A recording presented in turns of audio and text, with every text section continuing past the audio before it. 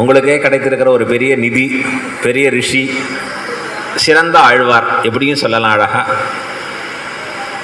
அவர் திருவாக்காலையும் சில அர்த்த விசேஷங்கள் கேட்கணும் அப்படிங்கிறது தான் என்னுடைய ஒரு அவாவாக இருந்தது. அழகாக எப்போவுமே நம்முடைய ஆச்சாரியர்களுக்கு எல்லாரும் சொல்லணும், பேசிற்றே பேசும் ஏககண்டர்கள். என்னடா அது எப்போ பாரு இந்த சுவாமியே சொல்லிட்டு இருக்காருன்னு உங்களுக்கு போர் வேறு அடிச்சிடக்கூடாது. அப்புறம் அந்த போர் அடிச்சதுன்னா நீங்கள் பக்கத்தில் பேச ஆரம்பிச்சிருவேள். இன்னும் அர்த்த விசேஷங்கள் கேட்டவா, அந்த அத்தியனம் பண்ணவர்கள் பேசுகிற பொழுது அது இன்னும் பிரயோஜனமாக இருக்கும். அவருடைய திருவாக்கு சாரத்தை கிரகிக்கிறவராக இருக்கார். எசன்ஸை சொல்கிறார் சுவாமி சாதிக்கிறச்சு. எது தேவை, சார தமத்தை கிரகணம் பண்ணி அதை சொல்லும்படியான அர்த்த விசேஷங்களாக இருக்கிறது. கோவில்பட்டிக்கு கிடைத்த நிதி, நாமெல்லாம் வந்து போகிறவர்கள், அவர் நிலையாக இங்கே இருப்பவர். ஸ்ரீரங்கநாதருடைய அனுகிரகத்தை அங்கே பெற்று கொஞ்சம் இங்கே சேர்க்கலாம். ஆனால் என்றும் அந்த அனுகிரகத்தை உங்களுக்கு கொடுத்து கொண்டு இருக்கக்கூடிய மாநிதி. இப்போ சாத்துமுறை ஹோமம் 9 நாள் பிரம்மாண்டமாக நடக்கும், இல்லை பல நாட்கள் போகிறது. பூர்ணாகுதிம்பா என்ன சுவாமின்னார், இதோ அரை மணி நேரத்தில் முடிச்சு போயிடும். தொடங்கிறதுலேருந்து ½ அன் ஹவர் தான். ஆனால் பூர்ணாகுதிக்கு வந்ததே உயர்ந்த பலன்னு காண்பிக்கிறேன். தெரிஞ்சிருந்தால் இவ்வளோ நாள் டெய்லி ஹோமத்துக்கு வந்திருக்க மாட்டோமே சுவாமி. அந்த மாதிரி வாக்கியமாக இருக்கக்கூடிய திருப்பாவை ஒவ்வொரு நாளும் 1.5 மணி காலம் அந்த பாசுரத்தை நிறைய நாடி கேட்டோம். அழகாக இங்கே பல பேர் விடாது வந்தேள். இதுதான் முதல் தடவை கோவில்பட்டியில் கடலை மிட்டாய் ஃபேமஸ்னால் இப்போ திருப்பாவையும் ஃபேமஸ் ஆகின்னு இருக்கு.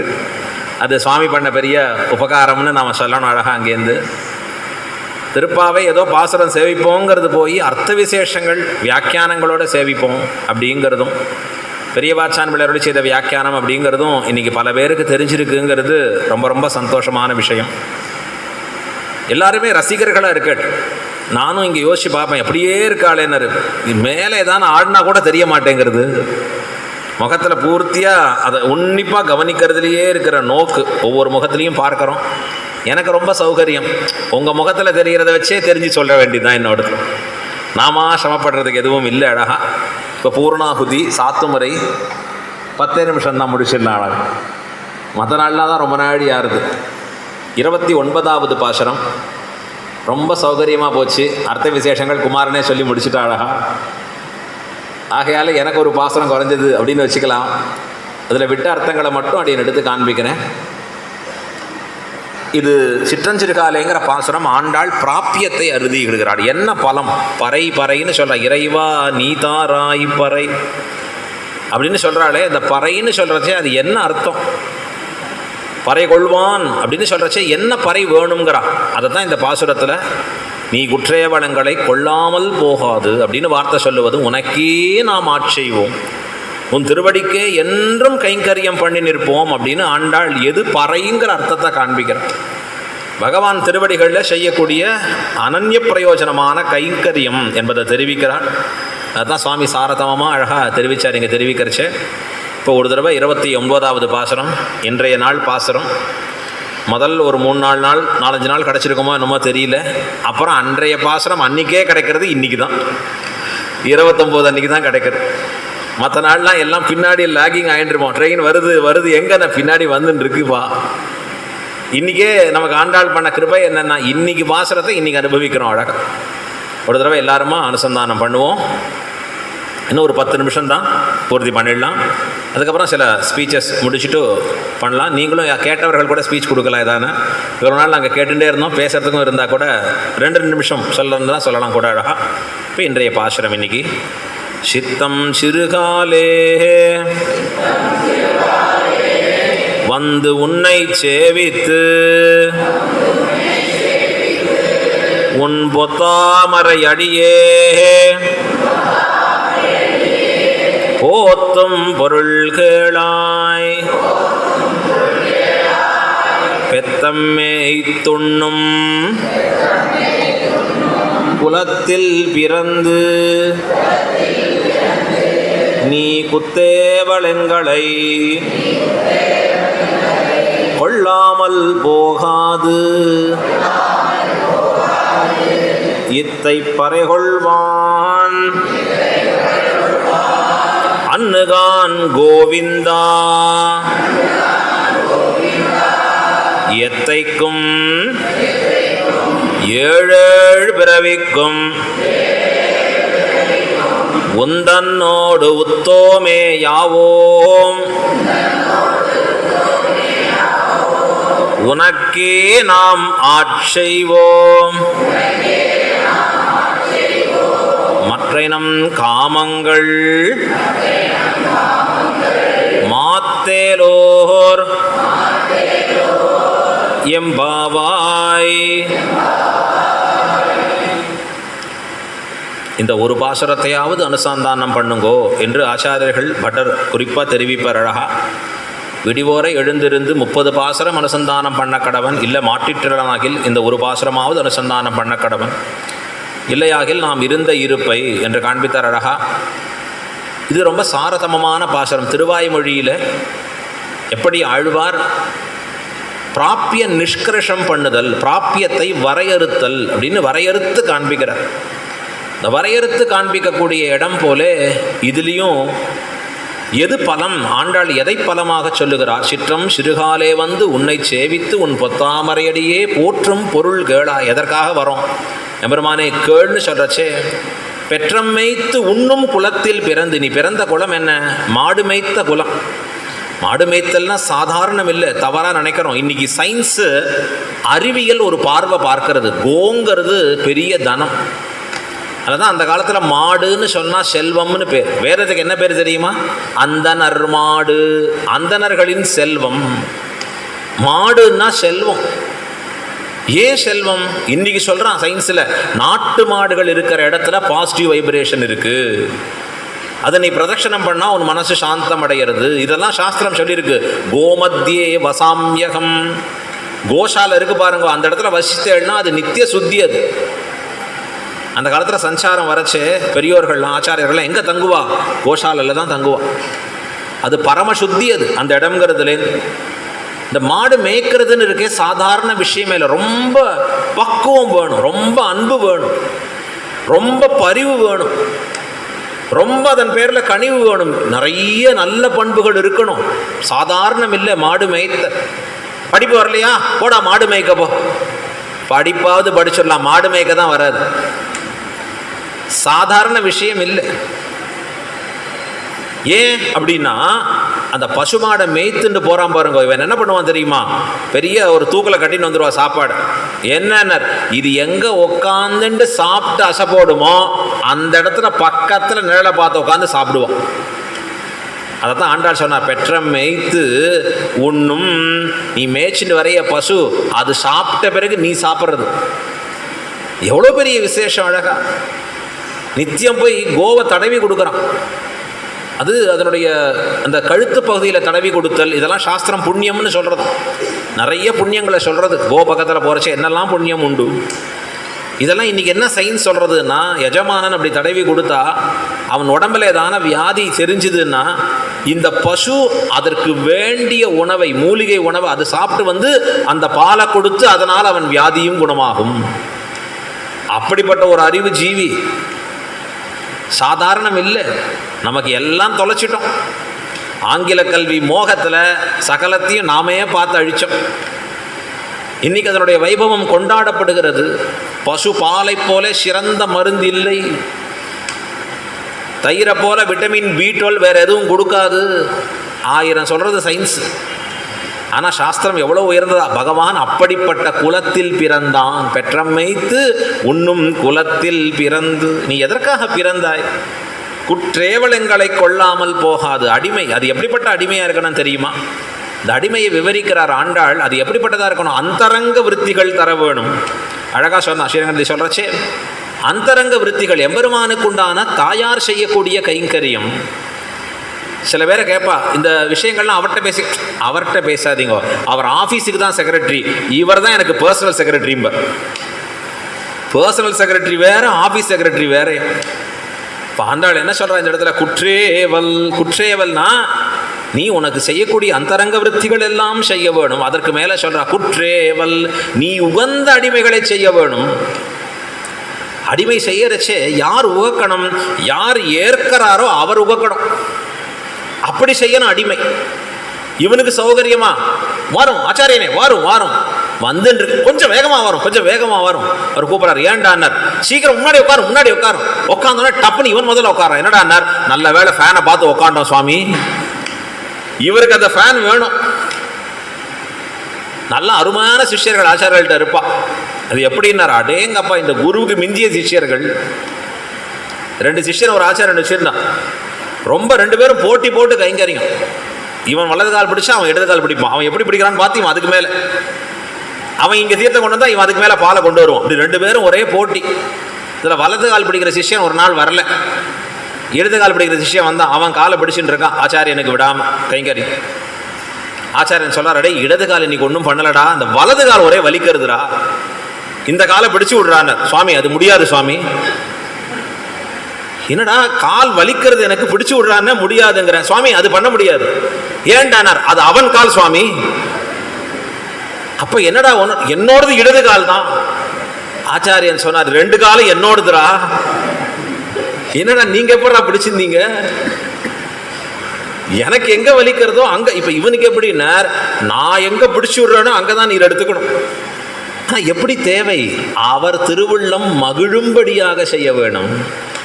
தொண்டுன்னா என்ன, தொண்டனுக்கு சுகம் இருக்கக்கூடாது, தொண்டன் சந்தோஷிக்க கூடாது, தொண்டை ஏற்பவன் சந்தோஷிக்க வேணும்.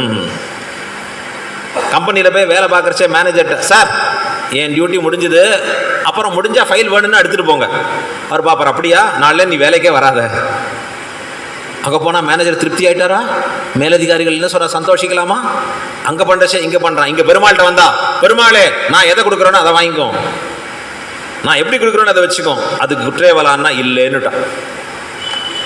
அகங்கார கர்ப்பமாக செய்யக்கூடிய கைங்கரியம் ஒரு நாளும் கைங்கரியம் ஆகாது.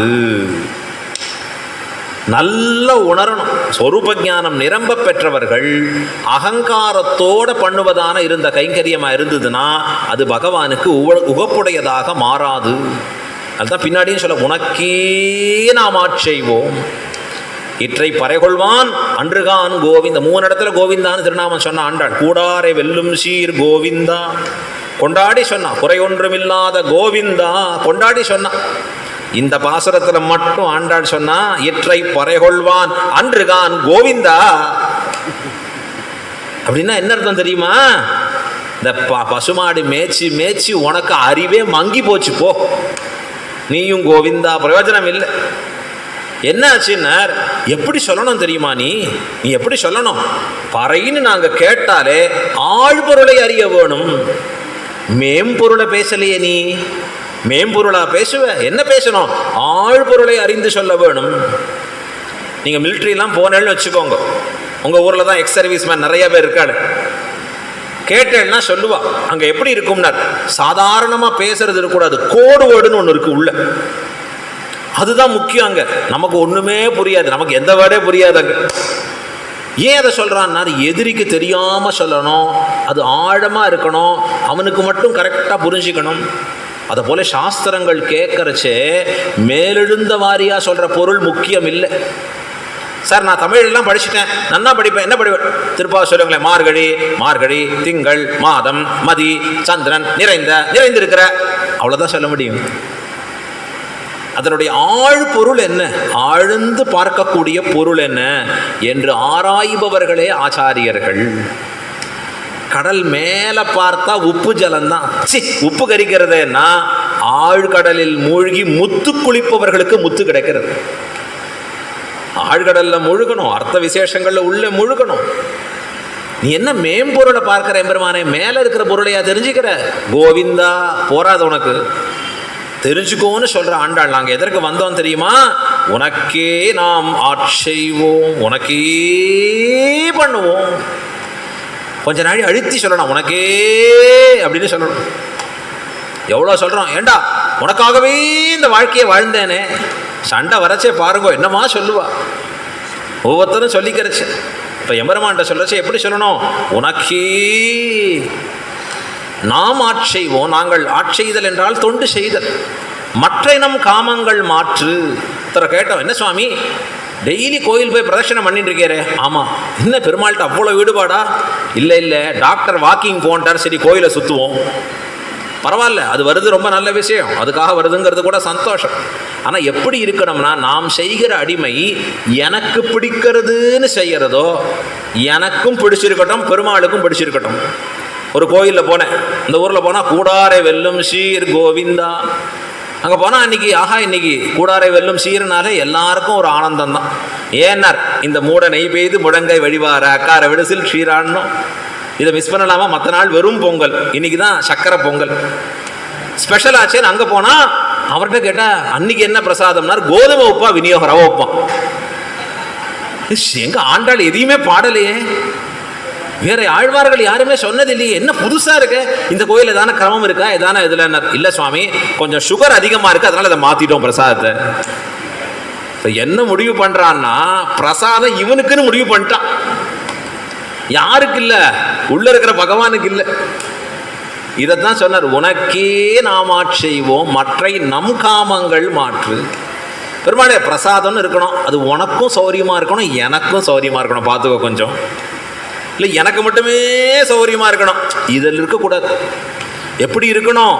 உனக்கு மட்டுமே அது சௌகரியமாக இருக்க வேணும், உனக்கு மட்டுமே ஆனந்தத்தை கொடுப்பதாக இருக்கணும். அதுதான் கைங்கரியம்னு பேர். எனக்கு கைங்கரியம் பண்ணுறச்சே எனக்கு பிடிச்சது நான் பண்ணுற கைங்கரியம் நினச்சி கொடுத்தா அது ஒரு நாளும் உபயோகமாக. ஸ்ரீரங்கத்தில் சுந்தரபாண்டியன்கிற ராஜா நிறைய பெருமாளுக்கு செல்வத்தை கொடுத்தான். ஸ்ரீரங்கநாதர் உள்ள தூக்கி போடுன்னுட்டார். அது 2-3 வருஷ காலம் எடுக்கலை, உபயோகிக்கலை. ஒரு நாள் அந்த ராஜா ஸ்ரீரங்கத்துக்கு வரான். பெருமாள் திருவாராதன சமயத்தில் கீழே அப்படி பெருசாக அழகாக ஸ்படிகம் வைக்கணும். ஸ்படிகம் வைக்க மறந்துட்டா. இவன் ராஜா தன்னுடைய மேலே இருக்கக்கூடிய அழகாக அவனுடைய முடியை எடுத்து அந்த கீழே வைக்கிறான். பொன்னாலாக இருக்கக்கூடிய அந்த முடி கிரீடத்தை எடுத்து இப்படி கீழே வச்சு இதில் சேர்க்கணும்னு சொல்கிறான். அன்னைக்கு அவன் அகங்காரம் நீங்கும்படியாக ஆகி அவனுடைய செல்வத்தை உபயோகித்தார் பகவான். அகங்கார கர்ப்பமாக செய்யக்கூடியது கைங்கரியம் ஆகாது, அது புருஷார்த்தம் ஆகாது. அந்த கைங்கரியம் எம்பெருமான் உகப்பை விளைவிப்பதாக ஆகாது. அகங்காரம் அற்று கைங்கரியத்தை செய்ய வேணும் அப்படிங்கிற ஒரு சாரதமமான அர்த்தத்தை ஆண்டாள் இந்த 29வது பாசுரத்தில் நமக்கு சொன்னால், கைங்கரியம்தான் பெரிய நிதி. மற்ற நிதியெல்லாம் எவ்வளோ தூரம் வரும்னு நமக்கு தெரியாது. நாம் திருப்பி சொல்லுகிறோம், நாம் செய்த எந்த புண்ணிய காரியமும் நம்மளை காப்பாற்றலை. நம் முன்னோர்கள் செய்தது இன்றைக்கி நமக்கு தொடர்ந்து இருக்குது. நான் கீழேயே சொன்னேன், எந்த பேங்க்கும் 100 வருஷம் இருந்தது 200 வருஷம் இருந்ததுன்னு பெருமை பேதிக்க முடியாது. ஆனால் கூரத்தாழ்வான் சேர்த்த டெபாசிட்டு 1000 வருஷமாகி எங்களுக்கு இன்ட்ரெஸ்ட் கொடுக்கறது. இன்றைக்கி 1000 வருஷத்துக்கு முன்னாடி கைங்கரியம் பண்ணார் ரங்கநாதர் முன்னாடி பராசரப்பட்டர். கூரத்தாழ்வான் என்ன அருளப்பாடு பராசரப்பட்டர். இன்னைக்கு அடையன் திருத்தாப்பனாருக்கும் அதுதான், அடியனுக்கும் அதாவது என் பிள்ளை போனாலும் அதான் அருளப்பாடு பராசரப்பட்டர். எங்க சுவாமி வருது இதுன்னார், ஃபிக்ஸட் டெபாசிட் போட்டவர் கூரத்தாழ்வானும் பராசரப்பட்டரும். உட்காந்து இன்ட்ரெஸ்ட் எடுத்துக்கிறவா நாங்கள்லாம் அழகா. என்ன டெபாசிட் போட்டார்? கைங்கரியமாகிற நிதி. எத்தனை கலாபம், எத்தனை போர், எத்தனை பசி, எத்தனை பட்னி, எத்தனை வறட்சி இன்னைக்கும் கடந்த அந்த வம்சத்தை வைத்திருக்கிறாரே. ஆழ்வான் பட்டர் மீது இருக்கிற கருணை, அவர்கள் செய்த சுயநலம் இல்லாத தூய்மையான தொண்டு, அந்த தொண்டாகிற செல்வம் இருக்கே சேர்ந்து இருக்கு. ரங்கநாதர் இன்னும் 1000 வருஷம் அனுகிரகம் பண்றேன், இன்னும் 10,000 வருஷம் அனுகிரகம் பண்றேன். எம்பெருமான் திருவுள்ளத்திலே குடிகொண்டு இருக்கிறது. அது நாமும் நம்ம கிட்ட சேர்க்கக்கூடிய செல்வம் எது? நிரந்தரமான செல்வம். பகவானுக்கு எந்த எதிர்பார்ப்பும் இல்லாத கைங்கரியம் செய்வது. உங்களுக்கு கவலையே இல்லை, அதற்கு வழிகாட்டுகிறது இந்த சுவாமி இந்த ஊர்லேயே குடிகொண்டு இருக்கிறாரா. எதிர்பார்ப்பில்லாமல் அந்த கைங்கரியத்தை எப்படி பண்ணணும், எம்பெருமானுக்கு உகப்பாக எப்படி பண்ணணும், அகங்காரம் மமகாரம் இல்லாமல் பண்ணணும் அப்படின்னு அப்படி பற்றி நீங்கள் ஒவ்வொருவரும் ஆண்டாள் காட்டின மார்க்கத்திலே செய்ய வேண்டும் என்று பிரார்த்தித்து, கடைசி பாசுரம் 30வது பாசுரம், அது நாளைக்கு ஒரு நாள் வச்சுக்கணும். நல்ல வேளை பெருமாள் இன்னைக்கு 29வது பூர்த்தி பண்ணிட்டேன். நாளைக்கு தை 1 பிறந்து விடுகிறது. ஆகையாலே அந்த பாசுரத்தையும் இன்றைக்கே நாம் அனுபவித்து நிற்போம். 30வது பாசுரத்தில் இந்த பாசுரங்களை சொல்லுபவர்களுக்கு என்ன பலன் கிடைக்கும்?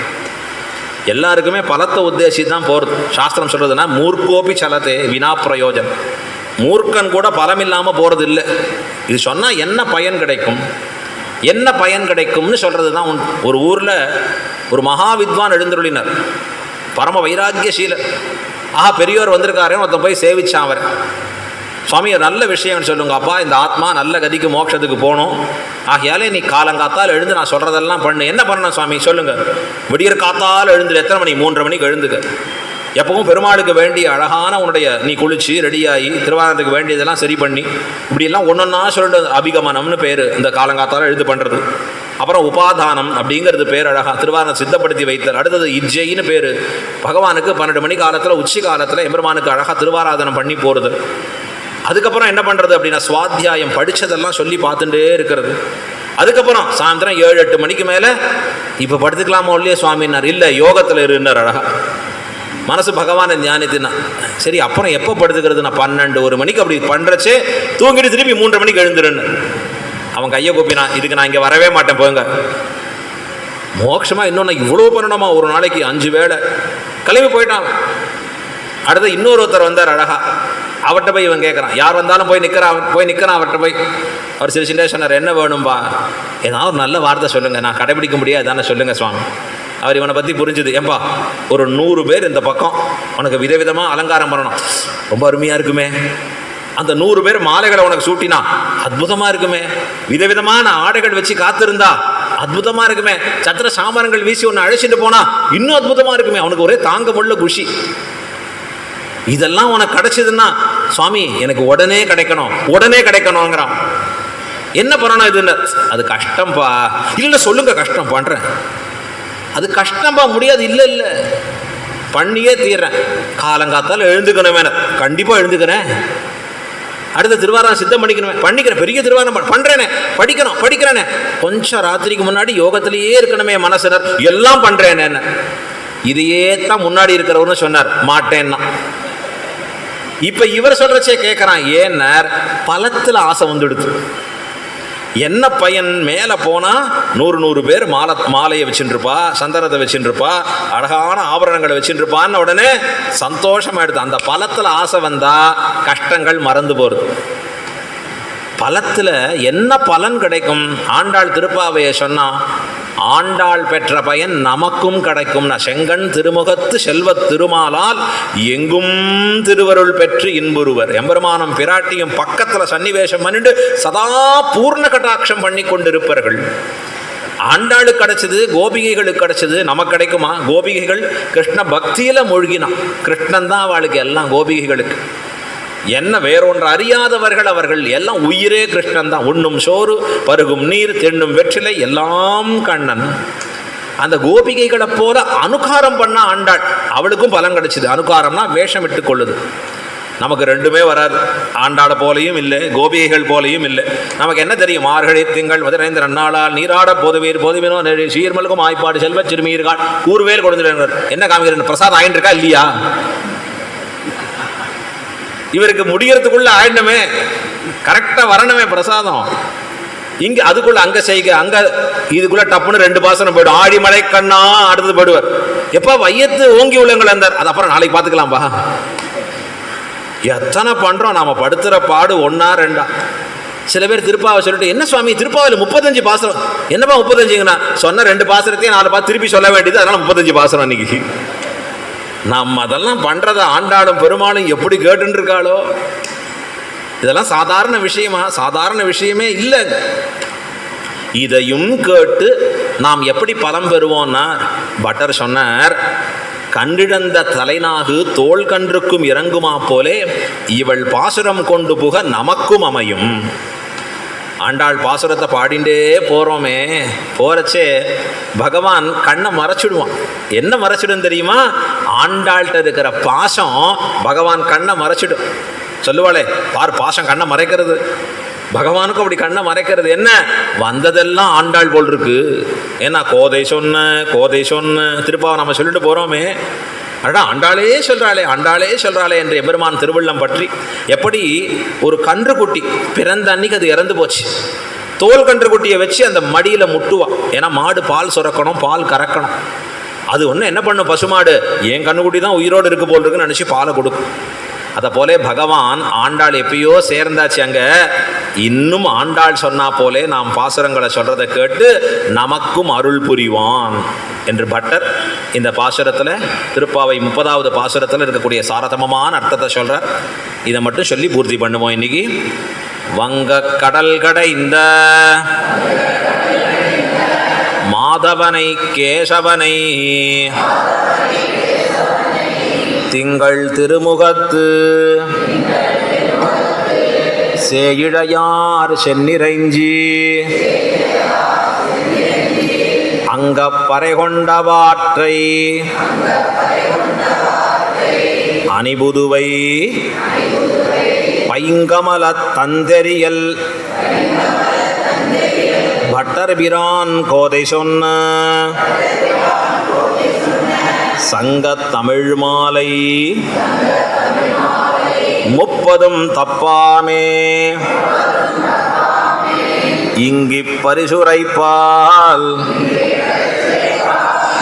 ஈரிரண்டு மால்வரைத்தோள் செங்கண் திருமுகத்து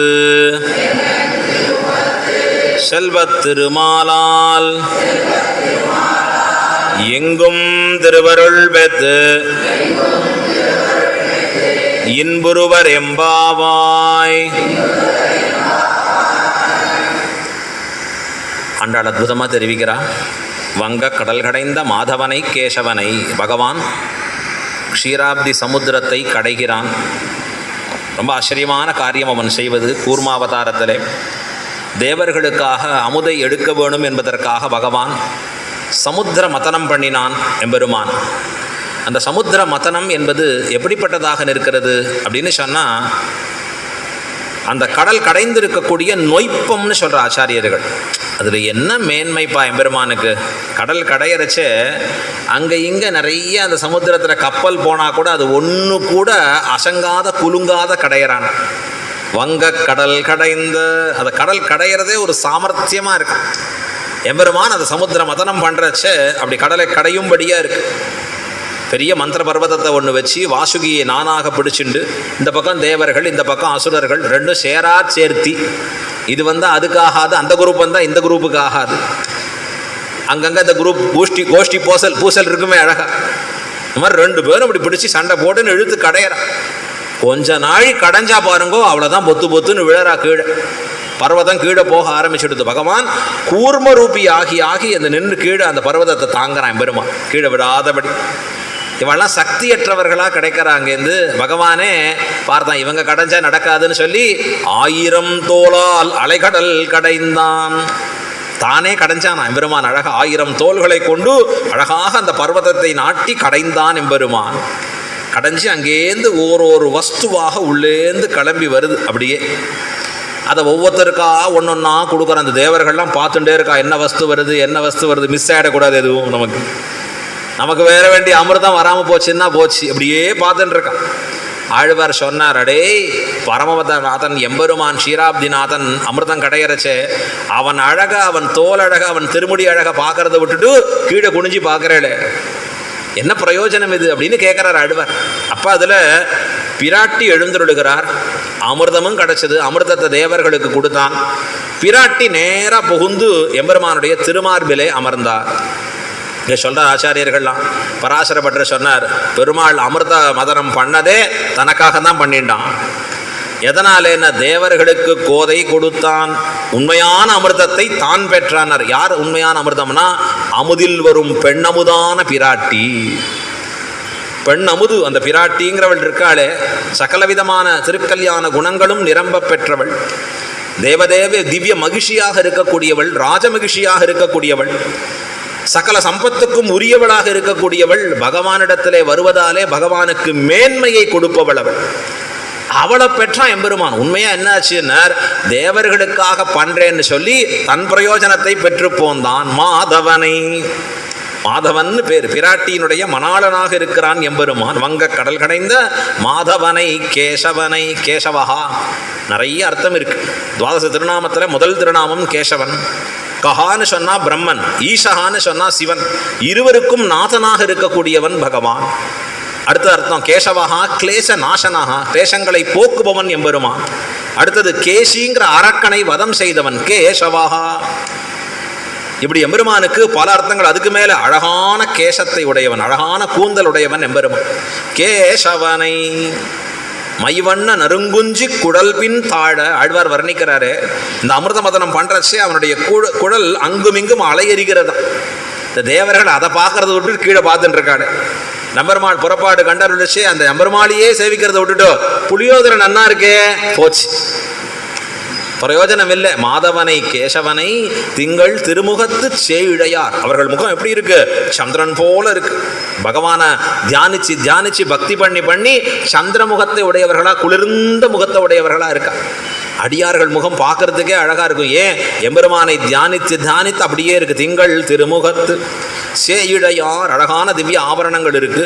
பகவத் பக்தியே ஆபரணமா இருக்கக்கூடியவர்கள் திங்கள் திருமுகத்து சேயிழையார் அப்படின்னு அங்கே காண்பிக்கிறச்சே சென்றி அங்கு அப்பறை கொண்ட வாற்றை அவர்கள் போய் கிருஷ்ணனிடத்திலே பறைங்கிறதை பெற்றுக்கொண்டார்களே, அதை பிரகாரமாக அதே விதமாக இங்கே ஆண்டாள் காண்பிக்கிறார். இங்கு இப்பரிசுரைப்பால் அப்படின்னு அங்கே வார்த்தையை கொண்டு போறார் அழகா.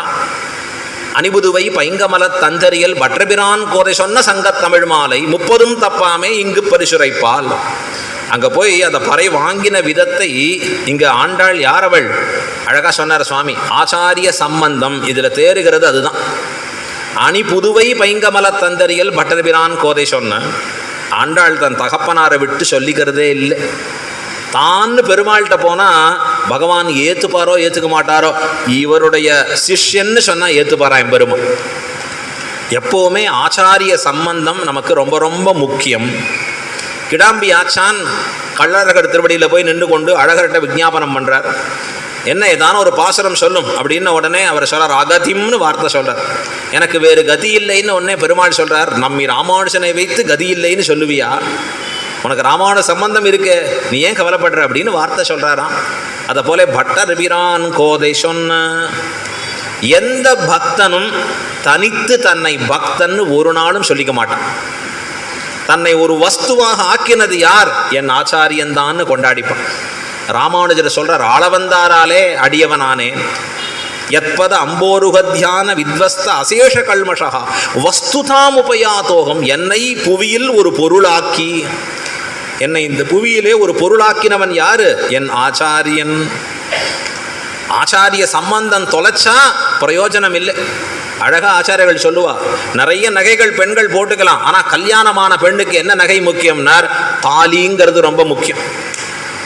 அது இருந்தால் மற்றதெல்லாம் இருக்கலாம், அது இல்லாமல் மற்றது இருந்தும் பயனில்லை என்கிறா போலே ஆச்சாரிய சம்பந்தம் இருந்து மற்றதெல்லாம் குணங்கள்லாம் இருந்தால் கூட பரவாயில்ல, மற்றது இல்லை. ஆனால் ஆச்சாரிய சம்பந்தம் இருக்குன்னா அதுவே பயனுடையதாக நிற்கும். இங்கே சொல்கிறா, பட்டர்பிரான் கோதை சொன்ன பெரியாழ்வார் மகள், பெரியாழ்வார் பெண் பிள்ளை, பெரியாழ்வாராலே ஊட்டி வளர்க்க பெற்றவள். எம்பெருமான்ட்ட சர்வசாதாரணமாக போய் அங்கீகாரம் பெற முடியாது.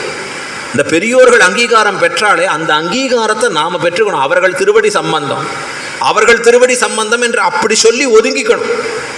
நாம் என்ன, நம்ம ஏதோ ஊரில் இருக்கார், நம்ம கோயிலில் இருக்கார், ஏதோ ரங்கநாதர் பார்க்கலாம், விஐபி பாஸ்னா பக்கத்தில் நிற்கலாம், அப்படி இல்லை. அவர் சிரிச்சுண்டே அமிச்சிடுவார். அவர் எத்தனை பேரை பார்த்தவர், எத்தனை ராஜாக்களை கண்டவர் தெரியுமா? எத்தனை பேரை பார்த்திருப்பார். அவர் எத்தனை அறிவாளிகளை பார்த்திருப்பார், வித்வான்களை பார்த்திருப்பார், படித்தவர்களை பார்த்திருப்பார், தனம் இருக்கிறவர்களை பார்த்திருப்பார், பெரிய பதவி இருக்கிறவளை பார்த்திருப்பார். அவர் போய் நிற்கிறச்சே என்ன சிரிச்சுண்டே அனுப்பிச்சிடுவார். அப்படியா, சரி ஆட்டம் அப்படிம்ப. ஆனால் அந்த எம்பெருமானை அடைவதற்கு என்ன உபாயம்? ஆச்சாரியன் திருவடி அல்லது உபாயம் இல்லை. அது ஒன்று தான் நமக்கு கதி, அது ஒன்று தான் புகழ். ஆண்டாள் அந்த விசேஷார்த்தத்தை இங்கே தெரிவிக்கிறார். பட்டர்பிரான் கோதை சொன்ன, கிருஷ்ணனிடத்தில் காதலுள்ள கோதை சொன்ன சொல்லலாமே, கண்ணனே எல்லாம் என்ற கோதை சொன்ன சொல்லலாமே. ஆண்டாளை போல 30 தப்பாமல் திருப்பாவை அருளிய கோதை சொன்ன சொல்லிருக்கலாமே. அதெல்லாம் இந்த ஆத்மாவுக்கு சரியான பேராகாது. பட்டர்பிரான் கோதை பகவத் அங்கீகாரம் பெறுவதற்கு இது ஒன்று தான் வழி.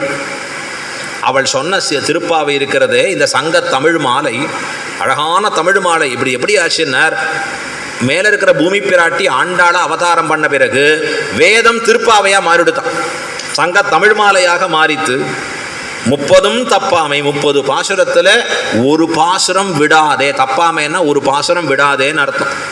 ஒரு ரத்னத்தில் ஹாரம் போட்டுக்கிறோம், அழகாக ரொம்ப அற்புதமான ஹாரம்.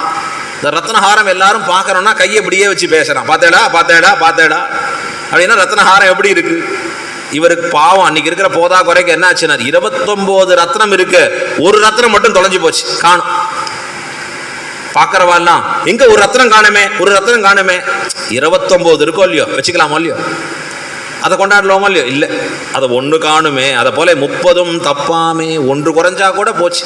அந்த ரத்ன மாலையில் ஒன்று குறைஞ்சா மாறி 30 தப்பாமே இங்கு இப்பரிசுரைப்பால். இந்த உலகத்தில் இதை பாடக்கூடியவர்களுக்கு என்ன பண்ணுவான் எம்பெருமான்? ஈரிரண்டு மால்வரை தோள், பெருமானுடைய தோள்கள் அப்படி நான்காக மாறி நிற்குமா, பனைத்தெழுமா எம்பெருமானுடைய திருத்தோள்கள்.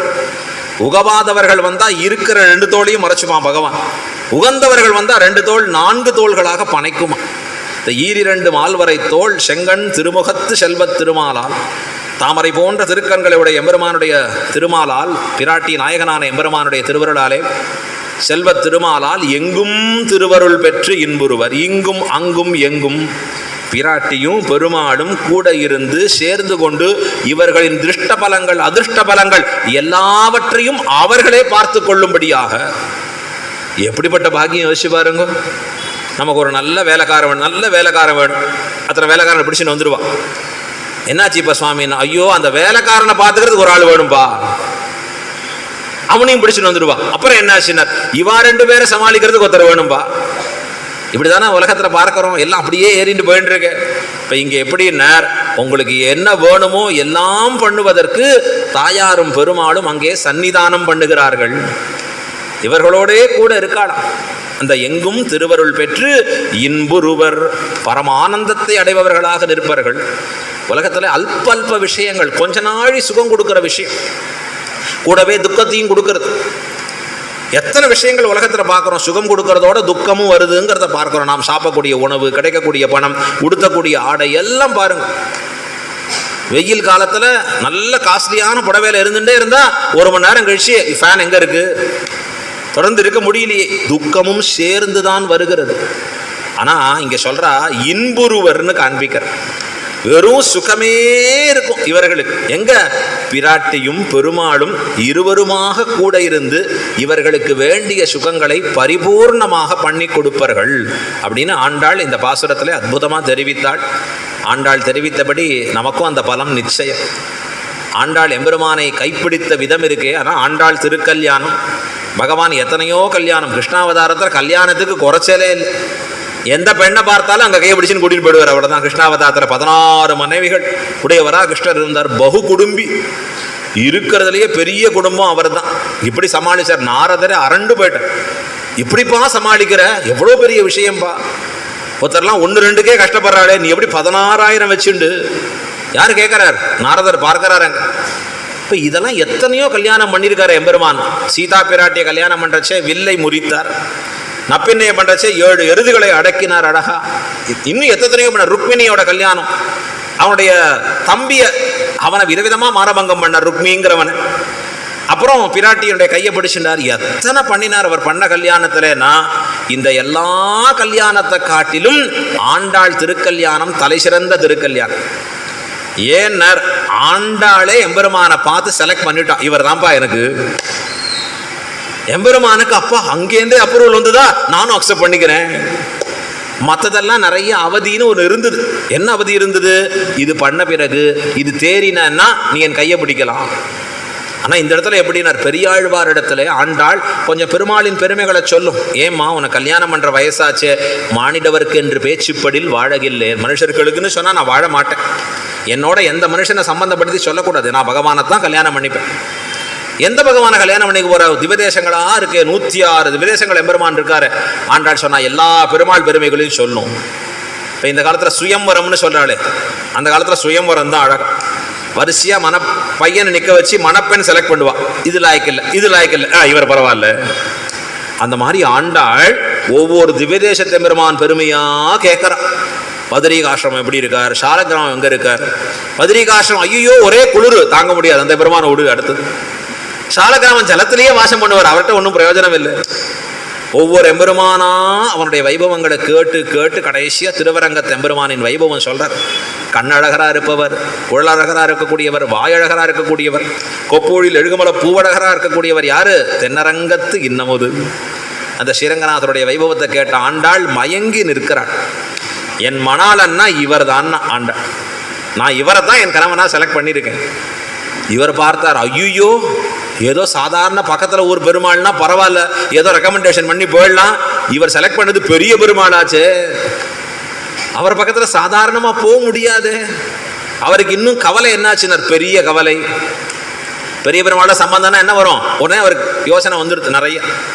எப்படி பண்ணுறது? உடனே பெரிய பெருமாள் அடுத்த நாள் அவள் பெரியாழ்வாருடைய அவருடைய சொப்னத்திலே தோன்றி, நாம் உம்முடைய ஆண்டாளை மனமுடிக்க காத்திருக்கிறோம் அப்படின்னு அவர் ஒரு வார்த்தை சொல்ல, அங்கேருந்து தம்முடைய ஊர்கள்லேருந்து ஸ்ரீரங்கத்திலேருந்து இருக்கக்கூடிய நிறைய பேர் அனுப்பி வைக்கிறார். சத்திர சாமராதிகளோடு, விதவிதமான திவ்ய ஆபரணங்களோடு, பல்லக்கோடு ஆண்டாளை பெறுவதற்காக இங்கேருந்து பல பேர் புறப்பட்டு போக, அங்கே இருக்கக்கூடிய அரசன் ஆண்டாளை அற்புதமாக அந்த பல்லக்கில் ஏற்றி பெரிய பெருமைகளை பாடிக்கொண்டு ஸ்ரீரங்கமாகிற க்ஷேத்திரத்துக்கு ஆண்டாள் எழுந்துள்ளுகிறார். ஆண்டாள் பாசுரமாக பாடினதெல்லாம் அவளுக்கு கைப்பிடிச்சு, அது அவளுக்கு கனவெல்லாம் நிறைவேறித்த ஆண்டாளுக்கு. கனாக்கண்டேன் தோழின்னு ஆண்டாள் வாரணமாயிரம் சூழ வலம் செய்ய நாரண நம்பி நடக்கின்னார் என்னதிர் பூரண பொற்குடம் வைத்து புறமெங்கும் தோரணம் நாட்ட கனாக்கண்டேன் தோழி. நான் ஸ்ரீரங்கத்தில் தோரணமாக நாட்டியிருக்கு. அம்மி மிதிக்க கனாக்கண்டேன் தோழி நான், தீவலம் செய்ய கனாக்கண்டேன் தோழி நான், கைமேலின் கை வைத்து பொறிமுகம் தட்ட கனாக்கண்டேன் தோழி நான். தூயமான கனவு ஆண்டாள் கனா கண்டாலே ஸ்ரீரங்கநாதனை அடைவதற்காக கண்ட கனாவெல்லாம் ஸ்ரீரங்கநாதன் பலிக்கும்படியாக செய்தான். என்ன பெரிய பாக்கியம் அது! எம்பெருமானேன்னு வச்சிருந்த ஆண்டாள் அந்த பல்லக்கில் இறங்கி அடைவளஞ்சான் வீதியில் இறங்குறான். அப்புறம் அங்கேருந்து ஆண்டாளை உள்ள எழுந்துருள பண்ணி கொண்டு கூட்டிக் கொண்டு போருகிறார்கள். அழகா பெரியாழ்வாரும் உள்ள கூட போறார். ஆண்டாள் அந்த மூலஸ்தானத்தில் படியை கடந்து அங்கே இருக்கக்கூடிய ஆதிசேஷனை மிதித்து, அம்மி மிதிக்கன்னா அதுக்கு பதில் ஆதிசேஷனை மிதித்து மேலே ஏறி பெரிய பெருமாள் திருவடியிலே ஆண்டாள் அவனோடு சேருகிறாள். ஆண்டாளுக்கும் பெருமாளுக்குமாக பெருமாள் ஆண்டாள் திருக்கையை பிடித்து அங்கே பெரிய மகோத்சவம். ரெண்டு பேர் தான் ஸ்ரீரங்கநாதனோட.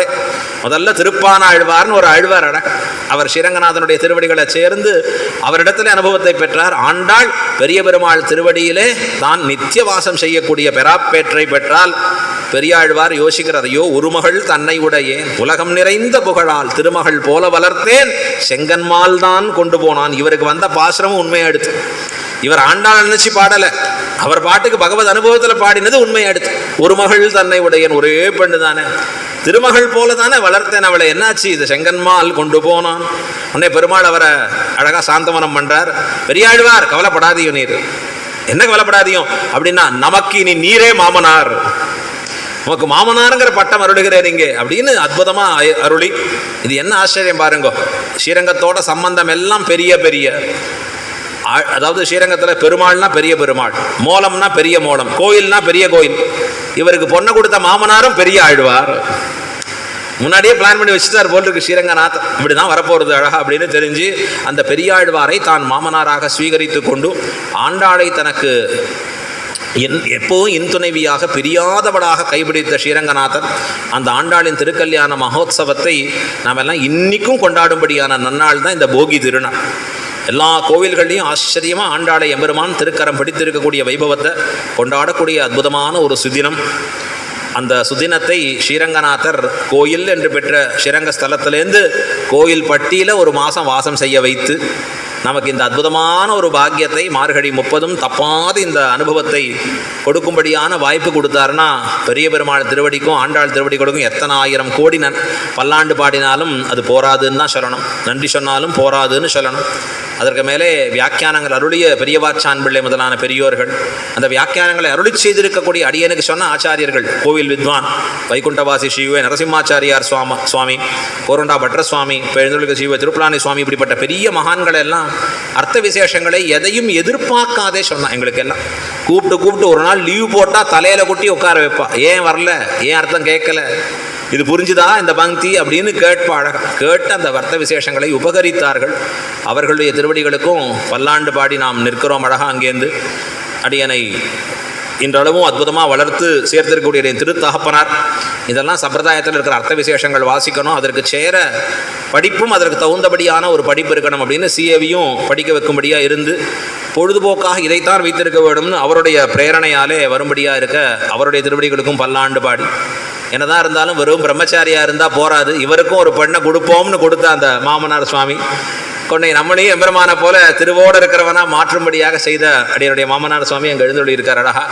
அவருடைய திருவடிகளுக்கும் பல்லாண்டு பாடி கோவில்பட்டிங்கிற அறியாத ஊரை அறியும் ஊராக ஆக்கினவர் நம்முடைய ஸ்ரீவே கோவிந்தராஜன் சுவாமி. அவருக்கு எத்தனை சொன்னாலும் நமக்கு கைமாறிலோமே அப்படின்னு சொல்லணும் அழகா. ஸ்ரீரங்கத்தில் பல ரிஷிகள் இருந்தான்னா உங்களுக்கு ஒரே ரிஷி கோவில்பட்டியில் இருக்கக்கூடிய நம்முடைய கோவிந்த சுவாமி தான் நாம் பார்க்கிறோம் அழகா. பெரிய மகானுபாவராக கைங்கரியமே பயனாக கொண்டு லட்சுமி நரசிம்மனுடைய சேவையே பிரயோஜனமாக கொண்டு ஒரு தபஸ்வியாக வாழ்ந்து கொண்டு அனன்ய பிரயோஜனமாக வேறு இதிலே ஆசையே இல்லாதபடி எம்பெருமானுடைய அற்புதமான பக்தி எல்லாருக்கும் போகணும், அது சமுதாயத்தில் பலவித நன்மைகளை கொடுக்கணும். அழகாக இங்கே ஐ கேம்ப் ஏற்பாடு பண்ணுறதுலேருந்து ஆரம்பித்து கூட இருக்கக்கூடிய பல பேரை சகாக்களாக கொண்டு ரொம்ப ஆச்சரியமான கைங்கரியங்களை பண்ணி ரொம்ப அற்புதமாக அவருடைய அற்புதமான அந்த கைங்கரியங்களுக்கும் பல்லாண்டு பாடி அவருக்கும் பல்லாண்டு பாடி கொண்டு அவரோட கூட இருக்கக்கூடிய இந்த மண்டபத்தை கொடுத்து உதவிய ஸ்ரீ தேவராஜன் அவரும் ரொம்ப ஆச்சரியமான கைங்கரியங்களில் மூழ்கி இருக்கிறவராக இருக்கார். எப்போ வானமாமலை ஜீயர் சுவாமி கேட்பாரா 2 ராஜன் எப்படி இருக்கா அப்படின்னு கேட்பாருன்னு இவர் சுவாமி அடிக்கடி சொல்லுவார் அழகா. இதற்கு மேலே நான் என்னதான் சொன்னாலும் கேட்கறதுக்கு நீங்கள் இல்லைன்னா ரசிக்காதே இல்லையா. நான் பாட்டுக்கு வெறும் சாரையே பேசி இப்போ பழகிடுது எல்லாருக்கும். ஏன்னா ஆன்லைனில் உபன்யாசம் பண்ணி யார் இருக்கா இல்லை கவலை இல்லை, நான் பாட்டுக்கு சொல்லணும் சுவாமி. அந்த காலத்தில் அப்படி சொல்ல மாட்டோம். அன்னங்கராஜ சுவாமியரை கூப்பிட்டார். அன்னங்கராச்சாரியார் சுவாமின்னு பெரிய வித்வான் காஞ்சிபுரத்து. அவர் எழுந்தருளி திருமலைக்கு வரணும் உபன்யாசம் வரணும்னு சொல்லிட்டான். உடனே அவர் எழுந்தருளிட்டா திருமலைக்கு போகிறார். திருவேங்கமுடியான் திருவடிகளில் தானேன்னு போய் உபன்யாசம் பண்ணால் ஒரு பெரிய ரூமு கதவை போட்டு பூட்டி கிளாஸ் டோரெலாம் வச்சு ரெக்கார்டிங் ஆகும். சுவாமி இப்போ சொல்லுங்கன்னு, எங்கப்பா கீழே யாரும் கேட்குறவாள்லாம் காணுமேன, இது ரெக்கார்டு பண்ணிப்போம் அப்புறம் போடுவோன்னு. வேண்டவே வேண்டான்னு எழுந்து வந்தாரான் வெளியே. எங்களுக்கு எப்போ சொல்ல வரும்னா அடியார்கள் கேட்டால் தான் சொல்ல வரும். திங்கள் திருமுகத்து செய்யிடையார், உங்கள் முகத்தில் இருக்கிற பக்தியே என்ன சொல்ல வைக்கிறது. அது எங்கேயாவது டல்லாச்சுன்னா நான் சொல்கிறதும் இறங்கி போய்டும். இப்போ இங்கே இருக்கக்கூடிய அடியார்களாக நீங்கள் இதை ஸ்ரத்தையாக கேட்டு இந்த அர்த்த விசேஷங்களை இப்படி சொல்லணுங்கிற ஆசையோடு கூடியிருப்பவர்களாக என்னையும் ஆக்கி கொடுத்த உங்களுக்கும் நன்றியாக நம்மளது எப்பொழுதும் உரித்தாக்கும்படியாக நிற்கிறது. இது ரொம்ப ஆச்சரியம். 30 நாள் ஒரு இடத்துல இருந்து கூட எல்லாம் பண்ணணும்னு சொன்னால் அது சாதாரண விஷயம் இல்லை. அது எம்பெருமானுடைய திருவருள். அழகாக அங்கேருந்து அடியனும் அடியன் பாரியையும் இவருடைய அற்புதமான ஒரு கைங்கரியமாக இங்கே இருக்கும்படியாக கூடவே பல கிராமங்கள் போகிற வாய்ப்பு, சில ஸ்கூல்ஸில் போகிற வாய்ப்பு, அது நமக்கு ரொம்ப ரொம்ப தேவையான விஷயம். சனாதன தர்மத்தை பரப்புவது ரொம்ப குறைஞ்சி போச்சு. நாம் அதற்கு ரொம்ப மெனக்கடுறது இல்லை. அதுக்கு மெனக்கடுறதுன்னு சொன்னால் சிரமப்படுறது இல்லை, சிரமப்படணும். எது நமக்கு தேவையோ, எது நாளைக்கு சமுதாயத்தை காக்குமோ, எது இவர்களுக்கு அழியாத ஒரு உணவாக அமையுமோ அமிர்தமாக அமையுமோ அதை கொண்டு போய் தேவையான விதத்தில் சேர்ப்பது ரொம்ப மஸ்ட்டு. இன்றைக்கி வாட்ஸ்அப் வந்த பிறகு யாரும் புறாக்காலில் கட்டி தூது விடுறேன்னு சொல்கிறது இல்லை. ஏன்னா மெசேஜிங் இப்படி வந்துடுது சுவாமி, இப்படி போக வேண்டிதான் அப்படின்னு காலத்தில் நாமும் எப்படி ஆன்மீகத்தை கொண்டு போய் குழந்தைகளுக்கு சேர்க்கணும், இளைஞர்களுக்கு சேர்க்கணும், இப்படியெல்லாம் யோசிக்க வேண்டிய காலகட்டாயத்தில் நாம் இருக்கோம். பணமே வாழ்க்கை ஆகாது, பதவியே வாழ்க்கை ஆகாது, வெறும் உண்டியே உடையேன்னு உகந்து ஓடுவது வாழ்க்கை ஆகாது. அதை கடந்து இருக்கக்கூடிய ஆன்மீகம் தான் நம்முடைய அடுத்த தலைமுறைக்கு இருக்கக்கூடிய பெரிய பாதுகாப்பு. அதை நோக்கி நம்முடைய முயற்சிகள் எல்லாம் மேற்கொள்ளணும். அப்படி எனக்கு ரொம்ப ஆசை. கோவில்பட்டியில் அவருடைய சென்டர் ஸ்ரீ ராமானுஜா சென்டர் என்று பெரிய சென்டராக உருவாக வேணும். அங்கே லட்சுமி நரசிம்ம சுவாமி தேவஸ்தானம்ங்கிறது அதை இன்னும் பெருமாள் தாயார் கிருபையில் வளர்க்கும்படியாக அருள வேண்டும் என்கிற பிரார்த்தனை. அடியனுடைய குமாரன் வேதாத்தியனம் ஆயின்றிருக்கக்கூடிய பிள்ளை அழகாக அற்புதமாக கூடவே லௌகிகவழியும் வாசின்னு இருக்கக்கூடியவன். உங்கள் எல்லாரையும் பார்த்து இந்த மாதிரி 4 வார்த்தைகள் பேசணும் அப்படிங்கிற ஒரு ஆர்வத்தோடையே கூட வந்திருக்கக்கூடியவன், பொறுமையாக கேட்டிருக்கக்கூடிய உங்களுக்கு எல்லாருக்கும் பல்லாண்டு பாடிக்கொண்டு அடியோமோடும் நின்னோடும் பிரிவின்னி 1000 பல்லாண்டாக இந்த சம்பந்தம் மேலும் மேலும் எம்பெருமானுடைய கிருபையாலே தொடர்ந்து வளரும்படியாக, நிறைய சத்கைங்கரியங்கள் நடக்கும்படியாக எம்பெருமான் ஒரு சத்தான ஒரு பாக்கியத்தை உண்டு பண்ணி பண்ணி தர வேண்டும். உங்களையும் ஸ்ரீரங்க யாத்திரையாக பல முறை ஸ்ரீரங்கத்தில் பார்க்க வேணும் அப்படிங்கிறதும், இன்னும் சத்விஷயங்கள் பலவாறாக நீங்கள் கேட்டு உய்வு பெற வேண்டும். அதற்குன்னே தான் இந்த மண்டபம் இருக்குது அப்படின்னு அவருடைய மைண்ட் வாய்ஸ் இருக்குது. அப்படி எனக்கு உள்ளேருந்து உணரும்படியாக இருக்கிற அழகாக அங்கேருந்து அப்படி அதை பயன்படுத்தி கொண்டு இன்னும் நிறைய ஜனங்கள் விதவிதமான ப்ரோக்ராம்ஸ், குழந்தைகளை அழிச்சு கூட அற்புதமாக பண்ணார் சுவாமி. அதுபோல் பல விஷயங்கள் இங்கே நடத்த ஏறும்படியாக ஸ்ரீரங்கநாச்சியாருடைய கிருபை வேணும். அடியனுக்கும் அதில் அன்வயம் வேணும், பாக்கியம் வேணும் என்று சொல்லி அடியோமோடும் நின்னோடும் பிரிவின்னி 1000 பல்லாண்டாக இந்த சம்பந்தம் என்றும் தொடரும்படியாக நமக்கு அமையப்பெற வேண்டும் என்று பிரார்த்தித்து அமைகிறேன். ஸ்ரீரங்கநாச்சியார் ஸ்ரீரங்கநாதருடைய திருவடிகளுக்கு பல்லாண்டு பாடிக்கொண்டு, ஆண்டாளின் திருவடிகளுக்கு பல்லாண்டு பாடிக்கொண்டு, ஆச்சாரியர்கள் அத்தனை பேர் திருவடிகளுக்கும் பல்லாண்டு பாடிக்கொண்டு இந்த சம்பந்தம் மேலும் மேலும் மேலும் நிறைய வளரணும். நிறைய கைங்கரிய ஸ்ரீ கோவில்பட்டியிலே பெருக வேணும். ஸ்ரீ ராமானுஜ தாசர்கள் நிறைய உருவாக வேணும். எல்லாரும் எங்கும் திருவருள் பெற்று இன்புற வேண்டும் என்கிற பிரார்த்தனையோடு அமைகிறேன். ஸ்ரீமத்யை விஷ்ணு சித்தாரிய மனோ நந்தனஹேதவே நந்த நந்தன சுந்தரியை கோதாயை நித்யமங்கலம். ஸ்ரீமதே ரம்யஜா மாத்ருமுனீந்திராய மகாத்மனே ஸ்ரீரங்கவாசினே பூயாத் நித்யஸ்ரீர் நித்யமங்கலம். மங்களாசாசனபரைர்மதாச்சாரிய புரோகமைः சர்வைश्च பூர்வைராச்சாரியைः சத்கிருதாயாஸ்து மங்களம். ஆண்டாள் திருவடிகளே சரணம், பெரியவாச்சான் பிள்ளை திருவடிகளே சரணம், ஆழ்வார் திருவடிகளே சரணம், எம்பெருமானார் திருவடிகளே சரணம், ஜீயர் திருவடிகளே சரணம்.